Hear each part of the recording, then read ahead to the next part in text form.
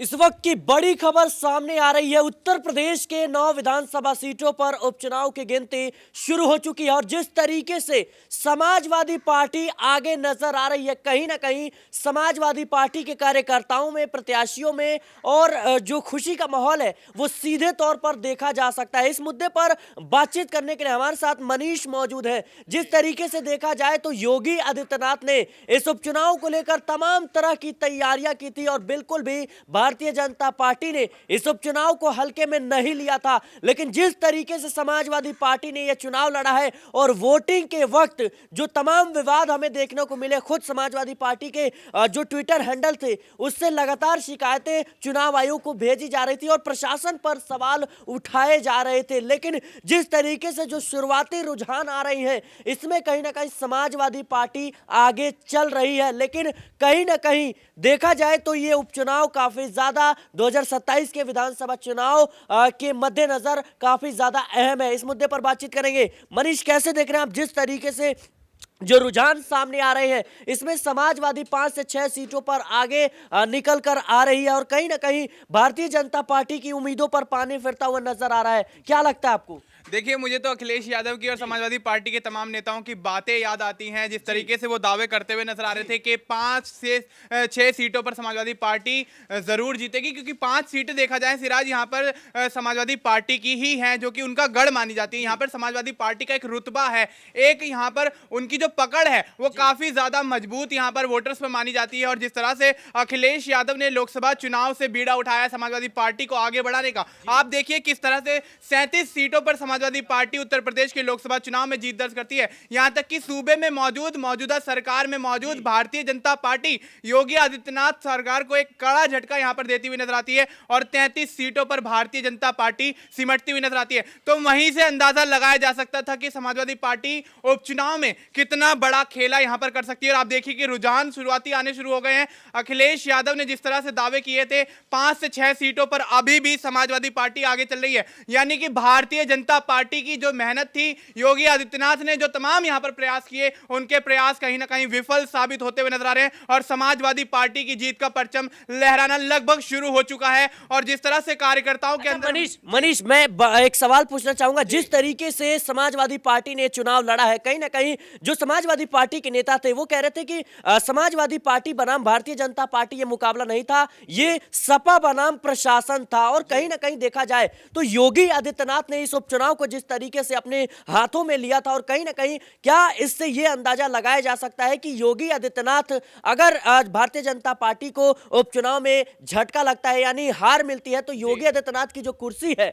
उस पर खतरा मंडराता हुआ नजर आएगा? क्योंकि केशव प्रसाद मौर्य ने बटेंगे तो कटेंगे ये जो नारा योगी आदित्यनाथ का था इसे खारिज कर दिया और कहा कि एक है तो सेफ है, यानी प्रधानमंत्री नरेंद्र मोदी के सुर से सुर मिलाते हुए नजर आए थे। क्या इसके संकेत मिलने लगे हैं और क्या योगी आदित्यनाथ भी इस बात को बखूबी समझते हैं कि कहीं ना कहीं उनके हाथ से जो सीएम कुर्सी है वो जा सकती है? जी बिल्कुल, यहां पर सिराज देखा जाए तो बटेंगे तो कटेंगे का नारा जब योगी आदित्यनाथ द्वारा दिया गया तो उत्तर प्रदेश के अंदर कहीं ना कहीं एक अशांति का माहौल फैल गया। आप देखिए कि किस तरह से समाजवादी पार्टी और तमाम भारतीय जनता पार्टी है, यूं कहें कि एनडीए के विरोधी दलों ने, विरोधी गठबंधन ने जिस तरीके से यहां पर मोर्चा खोला, अखिलेश यादव ने मोर्चा खोला, मायावती ने मोर्चा खोला, चंद्रशेखर आजाद ने मोर्चा खोला, तो स्थिति साफ थी कि कहीं ना कहीं योगी आदित्यनाथ किसी एक समुदाय विशेष को ध्यान में रखते हुए यह चीज कहते हुए नजर आ रहे हैं। यहां तक कि ये तमाम नेता ये दावे करते हुए नजर आए थे कि आप एक समुदाय विशेष को ध्यान में रखते हुए कहीं ना कहीं बटेंगे तो कटेंगे का नारा देते हुए नजर आ रहे हैं। लेकिन समाज में एकजुट होकर रहना चाहिए।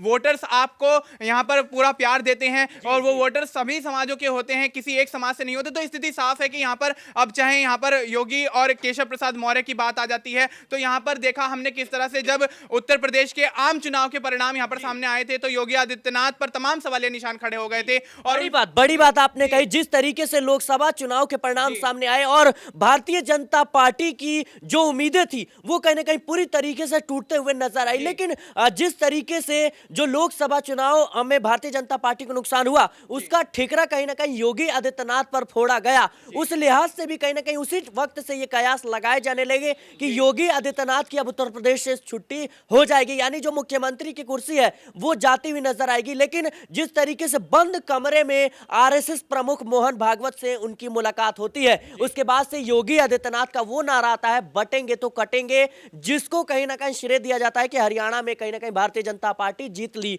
लेकिन क्या लगता है आपको कि अभी जो परिस्थितियां बन रही है, समाजवादी पार्टी आगे निकल रही है, इसको देखते हुए भारतीय जनता पार्टी बड़ा उलटफेर करने जा रही है सीएम कुर्सी को लेकर के? और जिस तरीके से समाजवादी पार्टी ने इस उपचुनाव में बेहतर तरीके से चुनाव लड़ा है, जीत होगी या नहीं होगी ये शाम तक पता चलेगा। लेकिन जिस तरीके से शुरुआती रुझान सामने आ रहे हैं, इसमें साफ जाहिर है कि समाजवादी पार्टी आगे निकल रही है। तो अगर समाजवादी पार्टी इस उपचुनाव में बेहतर प्रदर्शन करती है तो क्या 2027 में भी भारतीय जनता पार्टी की उल्टी गिनती शुरू हो सकती है? जी बिल्कुल, यहां पर उल्टी गिनती शुरू होना लाजमी है, क्योंकि अखिलेश यादव ने 37 सीटों पर आम चुनाव में जीत दर्ज की। और आप देखिए कि सूबे की सबसे बड़ी पार्टी समाजवादी पार्टी बनी और देश की तीसरी सबसे बड़ी पार्टी बनी। तो स्थिति साफ है कि भारतीय जनता पार्टी के खिलाफ समाजवादी पार्टी ने जो मुहिम छेड़ी थी, जो एक बीड़ा उठाया था, उसके तहत कहीं ना कहीं समाजवादी पार्टी को एक बेहतर परिणाम मिलता हुआ नजर आ रहा है। शुरुआती रुझान जो निकलकर सामने आ रहे हैं सिराज, उसमें 5 से 6 सीटों पर समाजवादी पार्टी का आगे होना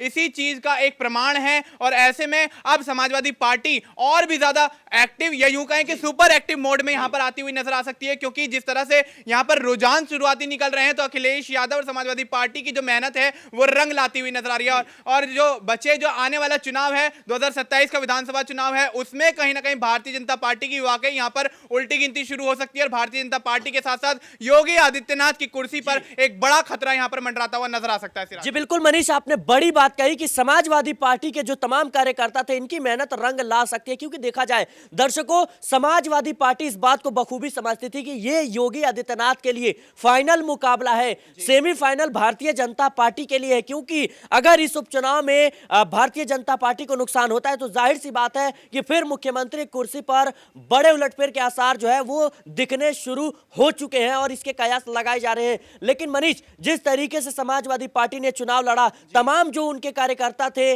और जो प्रत्याशी थे, नेता थे, इनको अखिलेश यादव ने सीधे तौर पर आदेश दिया था कि जहां पर वोटिंग हो रही है वहां पर पूरी तरीके से आप मुस्तैद रहिए, आप प्रशासन को ध्यान में ना रखे, खुद जो है कहीं ना कहीं एक्शन लीजिए। और देखा जाए तो जिस तरीके से समाजवादी पार्टी के ट्विटर हैंडल से चुनाव के दिन लगातार वीडियोस, फोटोज और जो ट्विटर हैंडल्स थे वहां पर कहीं ना कहीं शिकायतें आ रही थी, इससे साफ जाहिर होता है कि समाजवादी पार्टी ने पूरे जोर तरीके से यह उपचुनाव लड़ा है। क्या जो कह सकते हैं जिस तरीके से चुनाव लड़ा है समाजवादी पार्टी ने, इसका जो श्रेय है वो अखिलेश यादव को जाएगा? जी बिल्कुल, यहां पर अखिलेश यादव को जाता है, क्योंकि अखिलेश यादव, देखिए आप समाजवादी पार्टी परिवार को देख लीजिए कि किस तरह से मुलायम सिंह यादव के निधन के बाद अखिलेश यादव एक तरह से अकेले पड़ते हुए नजर आ रहे। राजनीतिक विरासत संभालने के लिए उनको यहां एक बड़ा फेरबदल करना था और वो बड़ा फेरबदल आपने आम चुनाव में देखा। किस तरह से समाजवादी पार्टी सूबे में से 2 बार से कहीं ना कहीं पिछड़ती हुई नजर आ रही थी विधानसभा चुनाव में, और एकदम अचानक से यहां पर तमाम बड़े फेरबदल होते हैं और आम चुनाव में समाजवादी पार्टी 37 सीटों पर अपनी जीत दर्ज करती है और योगी आदित्यनाथ को एक बड़ा चैलेंज यहां पर मिलता हुआ नजर आता है। और अगर बात करें अब उपचुनाव की, तो उपचुनाव में जिस तरह की तैयारियां दिखी थी उस तरह के परिणाम भी यहां पर निकलकर सामने आते हुए नजर आ रहे हैं। शुरुआती रुझान तो यही कहते हैं, लेकिन परिणाम जो है वो निश्चित तौर पर शाम 5 बजे तक साफ हो जाएंगे। और ऐसे में अब क्या यहां पर समाजवादी पार्टी का डंका बजेगा, ये एक बड़ा सवाल यहां पर बनता है। मनीष, एक महत्वपूर्ण सवाल, जिस तरीके से कुंदरकी हो या फिर मीरापुर हो, सीसामऊ हो, तमाम सीटें हैं जहां पर जो शिकायतें हैं वो समाजवादी पार्टी के द्वारा की गई थी कि भाई यहां पर जो फेरबदल है, गड़बड़ी है वो हुई है, प्रशासन ने नाइंसाफी की है। क्या लगता है आपको ये जो सीटें हैं यहां पर समाजवादी पार्टी को कामयाबी मिलती हुई नजर आ सकती है? जी बिल्कुल, यहां पर देखा गया, हमने कुंदरकी हो, सीसामऊ हो या फिर यहां पर खैर विधानसभा सीट हो, तमाम यहां पर सीटें जो हैं वो कहीं ना कहीं सवालों के घेरे में रही। योगी आदित्यनाथ और पुलिस प्रशासन पर तमाम सवालिया निशान खड़े होते रहे, क्योंकि योगी आदित्यनाथ सूबे के मुख्यमंत्री हैं, उनका दायित्व बनता था कि यहां पर सुरक्षा को चाक चौबंद करना,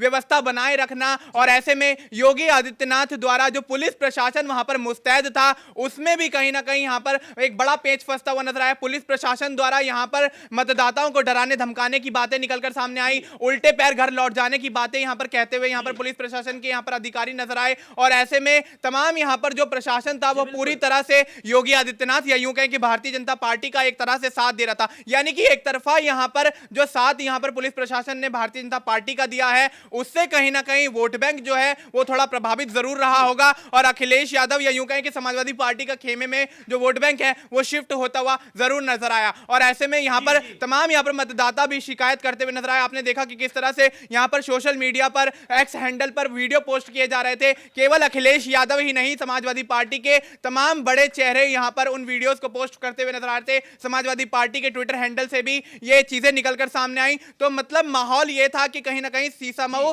और जो कुंदर की विधानसभा सीट है, खैर विधानसभा सीट है, जहां पे समाजवादी पार्टी का गढ़ माना जाता है, उन सभी सीटों पर यहां पर माहौल खराब करने की कोशिश की गई। लेकिन भारतीय जनता पार्टी अपनी इन मंसूबों में कामयाब होती हुई नहीं नजर आई और अखिलेश यादव को और समाजवादी पार्टी को उसका फायदा मिलता हुआ नजर आया। जी बिल्कुल दर्शकों, जिस तरीके से हमारी निगाहें बनी हुई है महाराष्ट्र झारखंड विधानसभा चुनाव पर भी और उत्तर प्रदेश में होने वाले जो उपचुनाव थे इस पर भी, तो अब जिस तरीके से जो गिनती हो रही है इसमें साफ तौर पर कहीं ना कहीं उत्तर प्रदेश में समाजवादी पार्टी बाजी मारती हुई नजर आ रही है। हालांकि यह महज रुझान है, आने वाले जो तमाम वक्त है वहां पर कहीं ना कहीं हम देख सकेंगे कि क्या वाकई में अखिलेश यादव का जो कह सकते हैं पीडीएफ फॉर्मूला था वो काम आएगा उपचुनाव में। लोकसभा चुनाव में जरूर कामयाबी मिली समाजवादी पार्टी को, लेकिन उपचुनाव में क्या ये जो फॉर्मूला है वो कामयाब हो पाएगा, ये आने वाला वक्त बताएगा। लेकिन समाजवादी पार्टी इस वक्त उत्तर प्रदेश में आगे चल रही है।